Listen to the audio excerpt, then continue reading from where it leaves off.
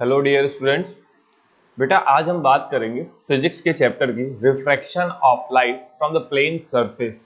ठीक है, तो हम लोग बात करेंगे प्लेन सरफेस से लाइट का रिफ्रैक्शन कैसे होता है। रिफ्रैक्शन कैसे होता है ये इसका फर्स्ट लेक्चर है।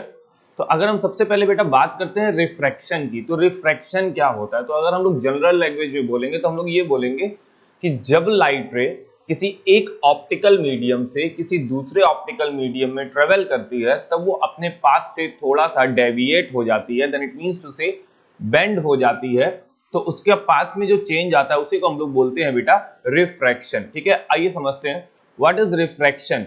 तो कह रहा है refraction is the change in the direction of a wave passing from one medium to the another. जब लाइट रे एक मीडियम से दूसरे मीडियम में जाती है तो वो अपने पाथ से हल्की सी चेंज हो जाती है, यानी कि डायरेक्शन उसकी चेंज हो जाती है। और refraction is the bending of the path of the light when it goes from a one medium to the another. जब लाइट रे एक मीडियम से दूसरे मीडियम में जाती है बेटा तब वो अपने पाथ से डेविएट होती है, that is called refraction of light. Okay बेटा, अब रिफ्रैक्शन ऑफ लाइट किस तरीके से होता है, क्यों होता है, इसको थोड़ा सा समझते हैं। देखिए रिफ्रैक्शन ऑफ लाइट का बेसिक रीजन होता है कि रिफ्रैक्ट क्यों हो रही है लाइट। इसका बेसिक रीजन होता है स्पीड ऑफ लाइट। क्या होता है बेटा? Speed of light. लाइट की स्पीड की वजह से लाइट का रिफ्रैक्शन होता है। किसी एक ऑप्टिकल मीडियम से किसी दूसरे ऑप्टिकल मीडियम में लाइट जब ट्रेवल करती है बेटा तो उनमें क्या होता है, उन मीडियम की डेंसिटीज में चेंजेस आते हैं। तो मीडियम की डेंसिटीज में चेंजेस आने की वजह से लाइट की स्पीड दोनों मीडियम में अलग अलग हो जाती है, जिसकी वजह से लाइट का रिफ्रैक्शन होता है। ठीक है, अब हम लोग ये देखेंगे कि रिफ्रैक्शन किस तरीके से होता है। देखिएगा बेटा, क्या रहा है कि when a light ray goes from a rarer medium to the denser medium bends towards the normal, then it means to say अगर लाइट रे किसी एक रेयरर मीडियम से, रेयरर का मतलब जिसकी डेंसिटी कम है comparison to the another medium, ठीक है, comparison to the another medium, उसके साथ जो दूसरा मीडियम है उसके कंपैरिजन में। तो अगर लाइट रे रेयरर टू डेंसर जा रही है, यानी कि लाइट रे कहीं से भी जाए लेकिन दो ऑप्टिकल मीडियम में एक रेयरर होगा और एक डेंसर होगा, तो किसी एक रेयरर मीडियम से दूसरे डेंसर मीडियम की तरफ अगर लाइट रे जाती है तो वो बेंड्स टुवर्ड्स द नॉर्मल, वो नॉर्मल की तरफ बेंड होती है। अब देखिएगा इसको कैसे समझा रहा है। जैसे देखिएगा, मान लीजिए ये जो एच और एस डैश है, ये लाइन दो ऑप्टिकल मीडियम्स को सेपरेट कर रही है। ऊपर लिखा है यहाँ पर मीडियम 1 दैट इज मीडियम 2। तो हम मान लेते हैं कि ये एक मीडियम 1 है और ये मीडियम 2 है। इसको समझने की कोशिश करते हैं। ठीक है, तो अगर हम ऊपर वाले और नीचे वाले की बात, अच्छा ओके ठीक है, अगर मैं ऊपर वाले और नीचे वाले की बात करता हूं बेटा, देखिएगा यहाँ पे फिगर अल्टरनेट हो गया है। यहाँ पर जो टुवर्ड्स द नॉर्मल जाने वाला फिगर है वो यहाँ आ गया। सॉरी, दोनों सेम फिगर है। ओके देखिएगा बेटा, यहाँ पर फिगर का मिसमैच हो गया है, यहाँ पर फिगर थोड़ा सा गलत आ गया है। ठीक है, तो अगर लाइट रे, यहाँ पर लिखा हुआ है डेंसर मीडियम, आपको दिख रहा होगा, यहाँ पर भी लिखा हुआ है रेयरर मीडियम और नीचे वाले फिगर में भी ऐसा ही है। तो मैं इसको थोड़ा सा एक्सप्लेन कर दे रहा हूँ, ये थोड़ा सा रॉन्ग हो गया है बेटा, फिगर थोड़ा सा रॉन्ग है, मैं यहाँ समझा देता हूँ। जैसे मान लीजिए ये एक सेपरेटेड मीन है, यहाँ ऊपर एक रेयरर मीडियम है और नीचे एक डेंसर मीडियम है। जब लाइट रे रेयरर टू डेंसर आती है इस तरीके से, ठीक है, तो इस सरफेस पे टच की तो यहाँ एक पॉइंट होगा, ठीक है, that is called point of incidence. अब यहाँ पे एक नॉर्मल आप बनाते हो, ये नॉर्मल यहां बन जाता है एंगल आई। ठीक है, सो मान लीजिए ये है ए, ये है पॉइंट ओ, ये है एच और एस डैश जो कि दोनों मीडियम को सेपरेट कर रहा है, दैट इज नॉर्मल लाइन। ठीक है, एन एन डैश करके आप शो कर सकते हो। तो लाइट रे यहां आती है इस पॉइंट पर। अब इस पॉइंट से इसकी जो लाइन जानी थी वो स्ट्रेट जानी थी ऐसे, बट वो स्ट्रेट ना जाके टुवर्ड्स द नॉर्मल बेंड हो जाती है इस तरीके से। तो ये रिफ्रैक्टेड लाइट रे है जो कि टुवर्ड्स द नॉर्मल बेंड हुई है, तो यहां पर एंगल आर बनता है बेटा, that is called angle of refraction, that is called angle of incidence. अब ये जितना पाथ से डेविएट होती है, इसका ओरिजिनल पाथ ये था, अब ये जो इतना डेविएशन आता है इसे हम बोलते हैं बेटा एंगल ऑफ डेविएशन। इसे क्या बोलते हैं बेटा? एंगल ऑफ डेविएशन, क्योंकि इसका ओरिजिनल पाथ ये था, अब ये इधर थोड़ा सा बेंड हो गई, that is called angle of deviation. Okay बेटा, तो जब लाइट रे रेयरर टू डेंसर ट्रेवल करती है तब वो टुवर्ड्स द नॉर्मल बेंड होती है, यानी कि इस तरफ हल्की सी बेंड हो गई और ये जो एंगल बन रहा है बेटा that is angle of deviation. यहाँ पे एंगल ऑफ रिफ्रैक्शन और एंगल ऑफ इंसिडेंस अलग अलग बनेंगे। आई की वैल्यू रिफ्रैक्शन से बड़ी होगी, यानी कि angle of refraction is smaller than the angle of incidence. Okay बेटा, लेकिन अगर मान लीजिए यहीं से लाइट रे को रिफ्रैक्ट होना होता है तो ये इस तरीके से सेम एंगल बनाते हुए रिफ्रैक्ट भी हो जाती है। तो ये इंसिडेंट रे है, ये रिफ्लेक्टेड रे है, और ये हमारी ये रिफ्लेक्टेड है बेटा, और ये रिफ्रैक्टेड रे है। ये कौन सी रे है? रिफ्रैक्टेड रे। ठीक है, यानी कि ये ओरिजिनल पाथ से डेविएट हो चुकी है। ओके बेटा, नेक्स्ट देखिएगा, कह रहा है व्हेन अ लाइट रे, अगर यही लाइट रे डेंसर टू रेयरर ट्रेवल करती है, when a light ray goes from denser to the rarer medium it bends away from the normal. तो अगर आपको यहाँ फिगर दिख रहा होगा तो ऊपर डेंसर मीडियम है और नीचे एयर है, यानी कि रेयरर मीडियम है।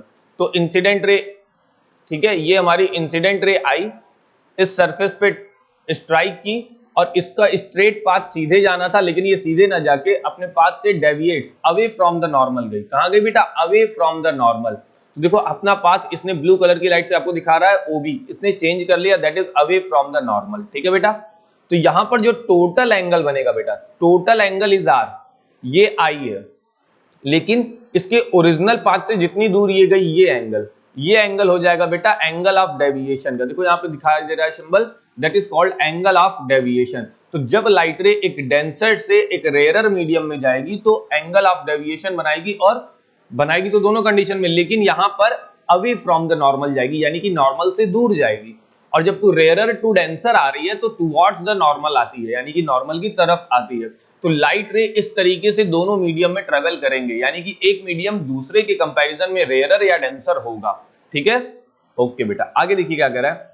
लेकिन अगर मान लीजिए ऑप्टिकली डिफरेंट मीडियम है बट लाइट रे ऑब्लिकली ना आके, ऑब्लिकली का मतलब किसी पर्टिकुलर एंगल पर, ऊपर वाले फिगर में किसी पर्टिकुलर एंगल पर आ रही है, लेकिन लाइट परपेंडिकुलर आ जाए, ऑब्लिकली ना आके परपेंडिकुलर आ जाए, नॉर्मली आ जाए। तो यहां पे वही कह रहा है बेटा statement, if the incident ray falls normally to the surface of the glass slab there is no bending of the ray of light and it goes straight।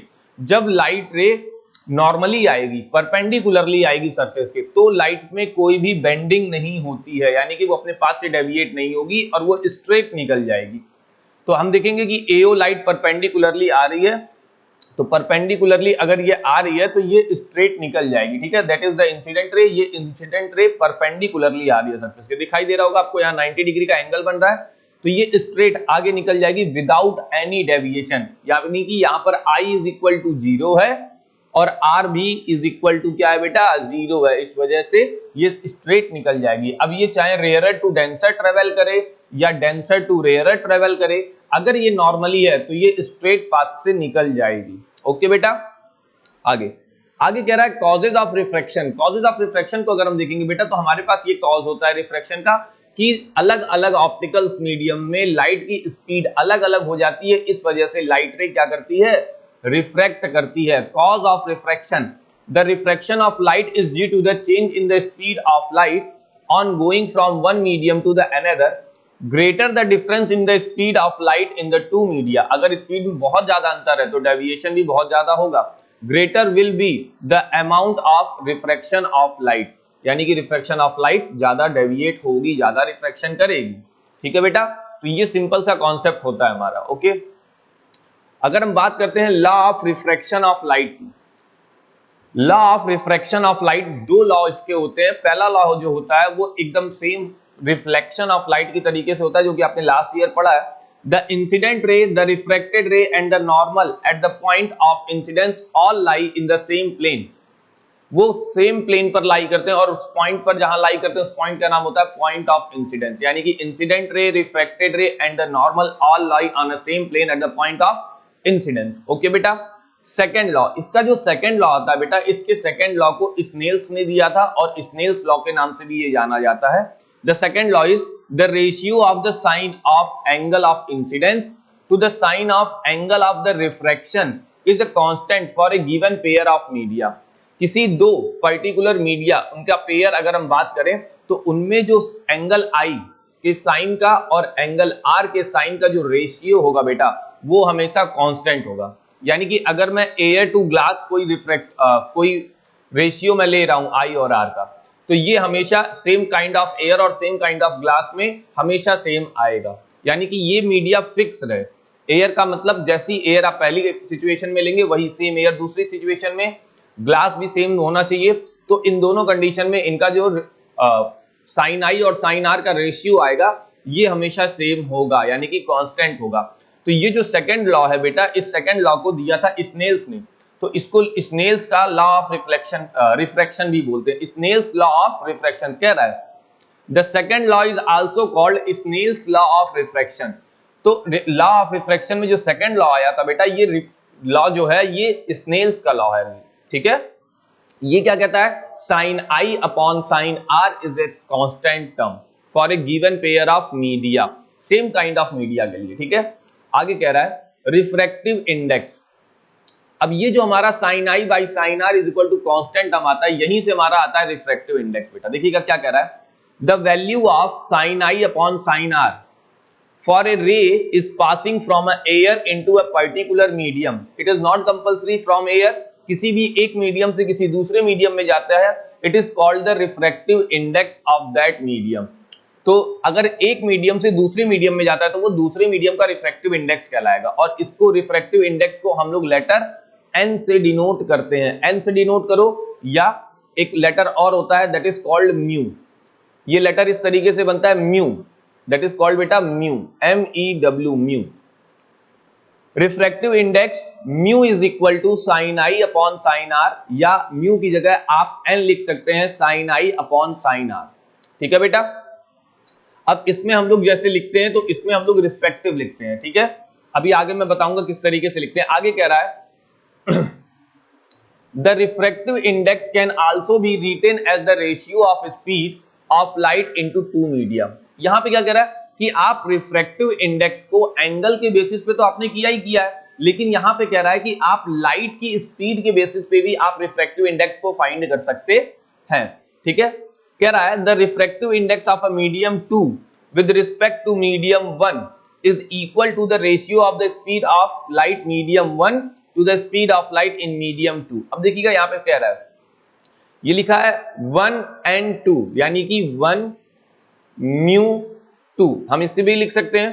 तो कह रहा है refractive index of second medium, refractive index of medium 2 जो कि mu या n के बाद with respect to 1, with respect to 1, ये कैसे गिवन होता है, the refractive index of medium 2 with respect to 1 is equal to the speed of light in medium 2, sorry in medium 1 upon speed of light in medium 2। यानी कि जिसका हम refractive index निकालेंगे उसका रिफ्रैक्टिव इंडेक्स दूसरे media के respect में निकलेगा, तो हमें ये चेक करना पड़ेगा कि उस मीडिया से ट्रेवल होते हुए जिसका हम रिफ्रैक्टिव इंडेक्स निकाल रहे हैं बेटा, उस मीडिया में लाइट रे आए, यानी कि रिफ्रैक्टिव इंडेक्स जैसे 1 and 2 लिखा हमने। तो यहां पर velocity of light in medium 1 upon velocity of light in medium 2 करके हम लोग फाइंड करेंगे। क्यों? क्योंकि हम सेकंड वाले मीडियम का रिफ्रैक्टिव इंडेक्स निकालना चाहते हैं, तो वो भी रिस्पेक्टिव 1 यानी कि पहले मीडियम के रिस्पेक्ट में निकालेंगे। ये अलग अलग मीडियम के अकॉर्डिंग चेंज भी होता है रिफ्रैक्टिव इंडेक्स। तो दूसरे वाले मीडियम का refractive index with respect to 1 अगर हमें निकालना है तो हमें लेना होगा velocity of light in medium 1 upon velocity of light in medium 2। Is that clear बेटा? अब बेटा अगर हम इसकी बात करें यूनिट की, रिफ्रैक्टिव इंडेक्स की यूनिट क्या होती है, तो इसकी कोई भी यूनिट नहीं होती है बेटा। रिफ्रैक्टिव इंडेक्स की कोई भी यूनिट नहीं होती है। क्यों नहीं होती है? अब देखिए फॉर्मूला क्या बना है, velocity of light in medium 1, नीचे velocity of light in medium 2। दोनों वेलोसिटी के फॉर्मूले के अकॉर्डिंग यूनिट आएगी मीटर पर सेकंड, और एक न्यूमरेटर में एक डिनोमिनेटर में, दोनों कैंसल आउट हो गए, so there is no unit. Okay बेटा, अब देखिएगा आगे कह रहा है when a light is going from one medium to the another medium, then the value of the refractive index is called relative refractive index। जब लाइट रे एक medium से दूसरे मीडियम में जाती है, किसी एक ऑप्टिकल मीडियम से किसी दूसरे ऑप्टिकल मीडियम में जा रही है, तो उसे रिलेटिव बोलते हैं। But when the light is going from vacuum to the another medium, then the value of the refractive index is called absolute refractive index। अब चीजों को समझिएगा बेटा, यहां मैं समझाता हूं, देखिएगा क्या कहना चाह रहा है। पहले कह रहा है रिलेटिव रिफ्रैक्टिव इंडेक्स और दूसरा कह रहा है एब्सोल्यूट रिफ्रैक्टिव इंडेक्स। इन दोनों चीजों को समझिएगा। रिलेटिव रिफ्रैक्टिव इंडेक्स क्या आता है, जब दो ऑप्टिकल मीडियम आपके पास है, ठीक है। मान लीजिए पहला कोई ऑप्टिकल मीडियम है और दूसरा कोई ऑप्टिकल मीडियम है, तो यहां पर जो रिफ्रैक्टिव इंडेक्स आप निकाल रहे हैं, जैसे मान लीजिए यहां कोई ग्लास है या वाटर है, तो मान लीजिए मैंने ले लिया ग्लास और यहां ले लिया वाटर, तो मैंने निकाला refractive index of water with respect to glass. मैंने क्या निकाला बेटा? Refractive index of water with respect to glass is equal to the velocity of light in glass upon velocity of light in water. ठीक है, इस तरीके से हमारा रिफ्रैक्टिव इंडेक्स निकलेगा। तो ये एक को दूसरे से हमने कंपेयर किया, ठीक है, तो ये होता है रिलेटिव रिफ्रैक्टिव इंडेक्स, यानी कि यहां पर जो वाटर का रिफ्रैक्टिव इंडेक्स आ रहा है वो ग्लास के कंपैरिजन में आ रहा है, यानी कि इससे हमने इसको रिलेट करके निकाला। So that is called relative refractive index. But अगर कोई भी रिफ्रैक्टिव इंडेक्स वैक्यूम से कंपेयर करके आता है, ठीक है, अब जैसे हमने निकाला रिफ्रैक्टिव इंडेक्स ऑफ किसी भी चीज का वैक्यूम से, अब आप एयर का निकालिए या ग्लास का निकालिए, किसी भी चीज का, अगर हमने ग्लास का रिफ्रैक्टिव इंडेक्स निकाला कंपैरिजन टू द वैक्यूम, तो ये क्या आ जाएगा? Speed of light in vacuum upon speed of light in glass. तो इस टाइप के रिफ्रैक्टिव इंडेक्स को हम लोग बोलते हैं बेटा एब्सोल्यूट रिफ्रैक्टिव इंडेक्स। ठीक है, क्योंकि यहां जो वैक्यूम होता है, वैक्यूम में लाइट की स्पीड मैक्सिमम होती है, इसलिए हम लोग बोलते हैं कि that is absolute refractive index and that is relative refractive index.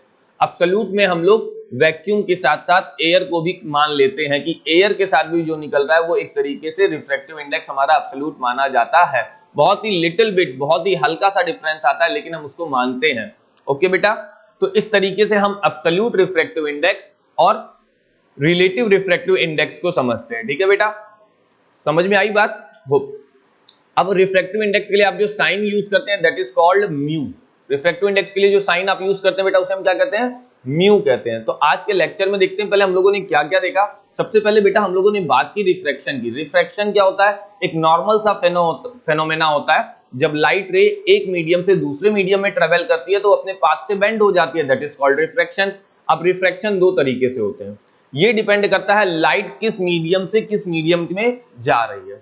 तो अगर लाइट एक ऑप्टिकली रेयरर मीडियम से एक ऑप्टिकली डेंसर मीडियम में जाती है तो वो टुवर्ड्स द नॉर्मल बेंड होती है। देखिएगा बेटा, यहां पर मैंने आपको फिगर बना के दिखाया भी था कि अगर लाइट रे एक ऑप्टिकल रेयरर मीडियम से दूसरे ऑप्टिकल डेंसर मीडियम में जाती है तो वो टुवर्ड्स द नॉर्मल बेंड होती है, और जितना ओरिजिनल पाथ से बेंड होती है उतना एंगल ऑफ डेविएशन होता है, एंगल ऑफ डेविएशन होता है। ठीक है बेटा, अगर लाइट रे डेंसर टू रेयरर ट्रेवल कर रही है तब वो अवे फ्रॉम द नॉर्मल जाती है, तो ये टोटल एंगल आर होता है, और ये ओरिजिनल पाथ से जो डेविएशन होता है that is called angle of deviation. ठीक है, लेकिन अगर लाइट रे परपेंडिकुलर आती है तो कोई भी डेविएशन नहीं होता है, और यहाँ पर आई और आर की वैल्यू 0 होती है। ठीक है, लाइट के रिफ्रैक्शन का कॉज क्या होता है बेटा? स्पीड।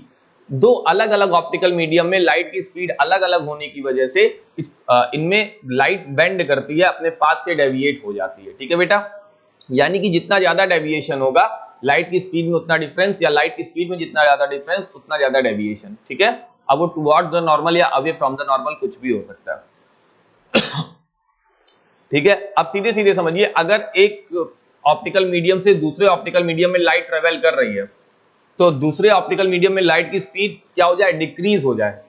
क्या हो जाए बेटा? डिक्रीज हो जाए। तो डिक्रीज होने का मतलब वो रेयरर टू डेंसर जा रही है, तो अगर वो रेयरर टू डेंसर जा रही है यानी कि लाइट की स्पीड अगर डिक्रीज कर रही है तो वो टुवर्ड्स द नॉर्मल जाएगी, और लाइट की स्पीड अगर इंक्रीज कर रही है तो अवे फ्रॉम द नॉर्मल जाएगी। ठीक है बेटा, इसके बाद बात आई लॉ ऑफ रिफ्रैक्शन की। रिफ्रैक्शन के दो लॉ होते हैं। पहला law, incident ray, reflected ray and the normal all lie on a same plane at the point of incidence.